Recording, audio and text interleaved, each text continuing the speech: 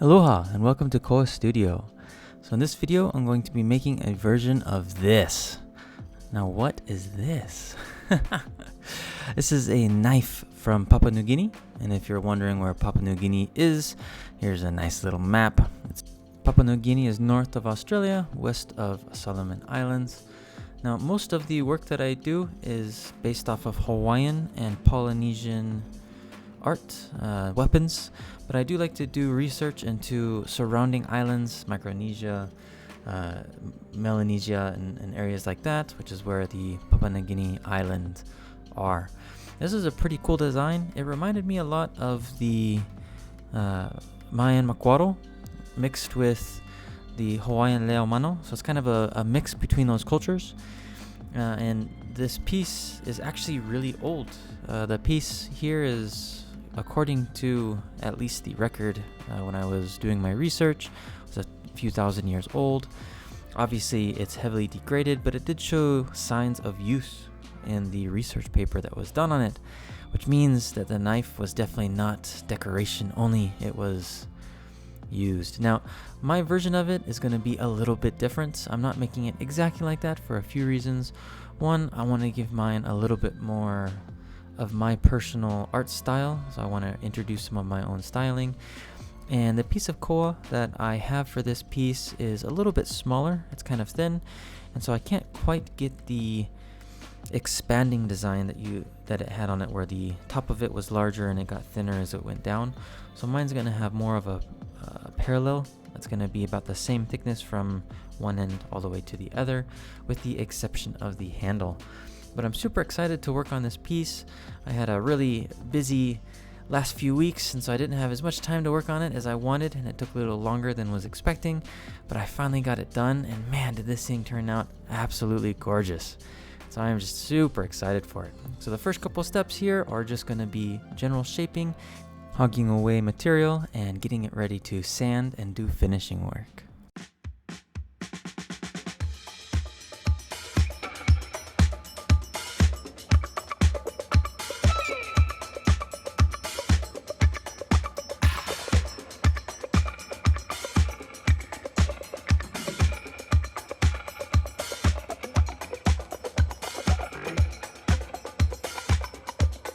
Originally, I was going to shape the entire blade of the piece down, but there was just so much material, I figured it'd be a lot faster if I just kind of cut those edges off with my bandsaw.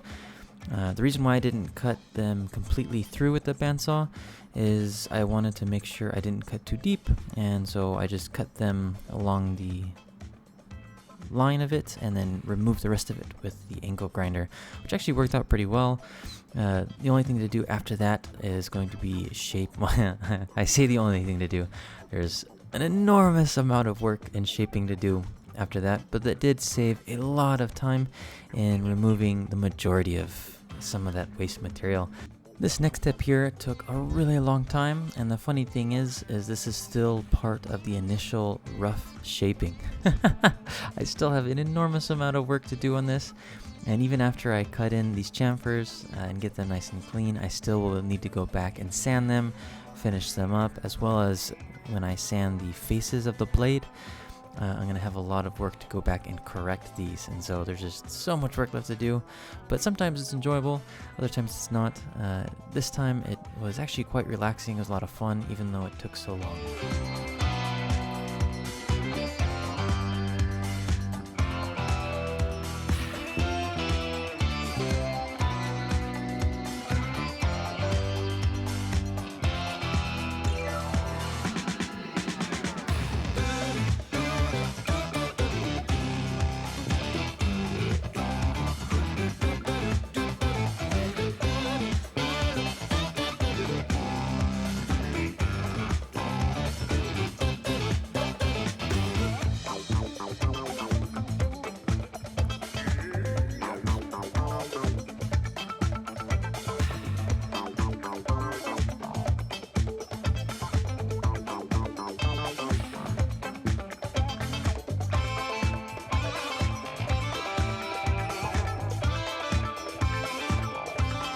Now I finally have all the rough shaping done and I can start sanding. I'm going to be sanding first with a 150 grit and then I'll move from 150 grit to 220 to 320.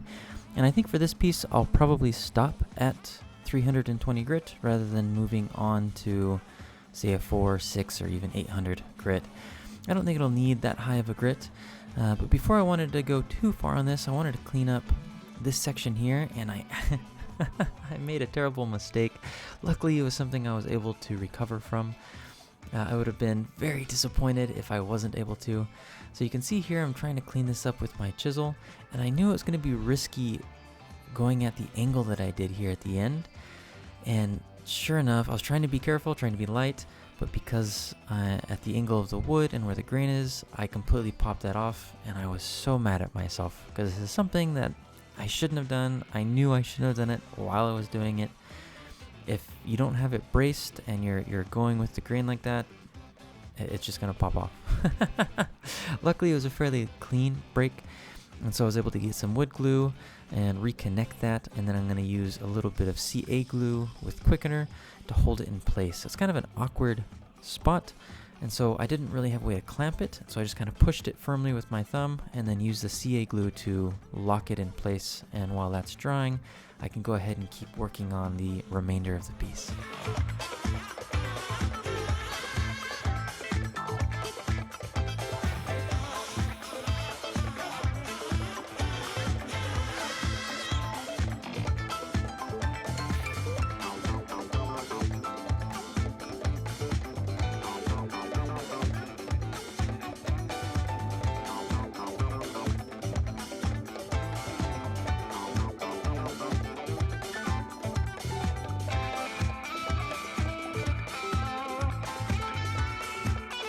Now for this piece, the shark teeth I'm going to be using are bull shark teeth, and these are pretty large bull shark teeth. They're about 1 inch, maybe a little bit larger, and each one is going to be slotted individually because they're being slotted at the crown of each one of those sections.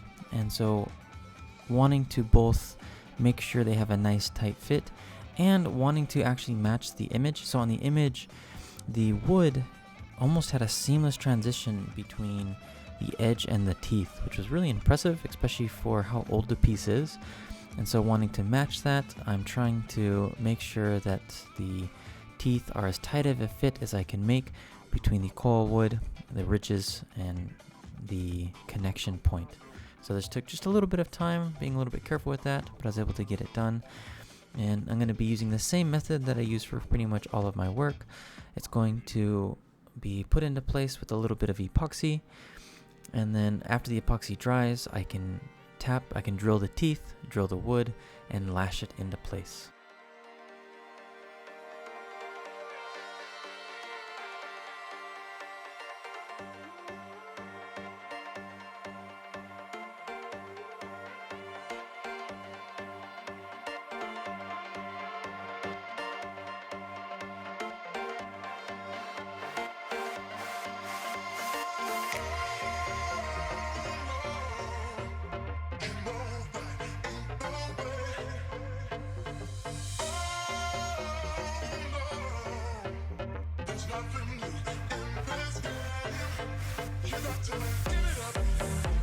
This is a design feature that I wasn't planning on doing in the beginning, but as I was working on the piece, it felt a little too simplistic, and so I wanted to add a little bit extra to it.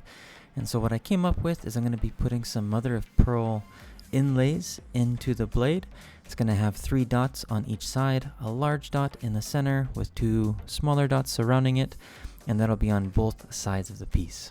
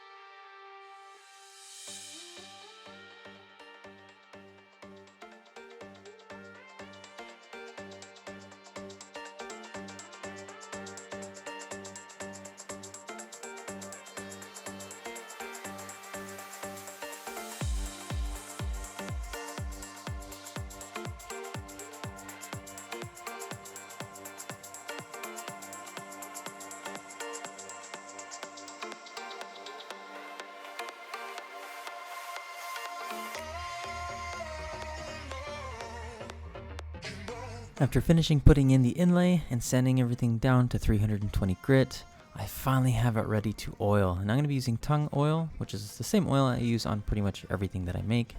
But man, I was so excited to oil this piece. I just knew the contrast on it was going to be absolutely gorgeous. The koa wood that I used is a darker grain koa. It had a nice curl in it, which you can already see highlighting in the oil. Mix in the mother of pearl inlay with the tiger shark teeth, and this thing is just looking awesome already. I am so excited for this piece. I still have a few steps left. I need to lash in the teeth, and then I'm going to be putting on the hand wrap. And for a final step, I will be testing with this piece that I'm super excited about. But look at that curl. That just looks absolutely gorgeous. Man, this is an awesome piece so far.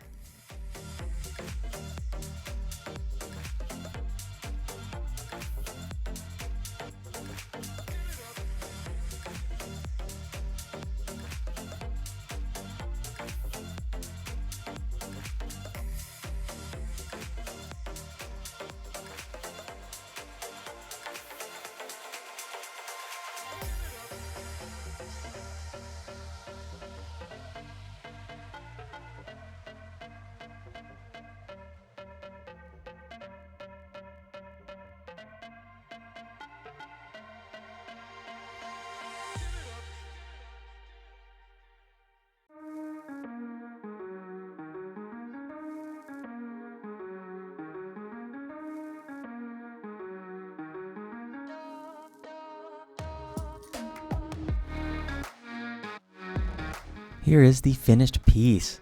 I love how this turned out. It is quite a bit different from the original, which you can see here in the upper corner. The design influence is obviously there. I really like it. Let me know in the comments below what you think. If you think I did a good job on it, if you think it sucks and I should have done closer to the original. Either way, I really like how it turned out, and I am really excited to test this piece.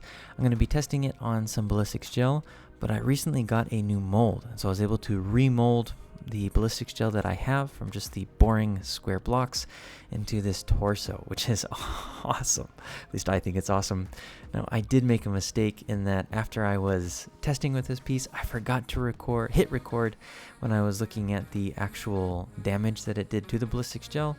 But all of these strikes were about as deep as you would expect, anywhere between 1 to 1.5 inches deep, pretty much the depth of the bull shark teeth. But this was a ton of fun to make, an absolutely gorgeous piece, super fun to handle, and it worked really well. Well, if you enjoyed the video, please leave me a like and subscribe. Go ahead and leave any comments below on what you thought and what you'd like to see me make in the future. Mahalo nui for everyone that joins in. I really appreciate your support, and I'm super excited for this 2024. I have some awesome projects coming down the pipeline. Mahalo, and I'll see you next time.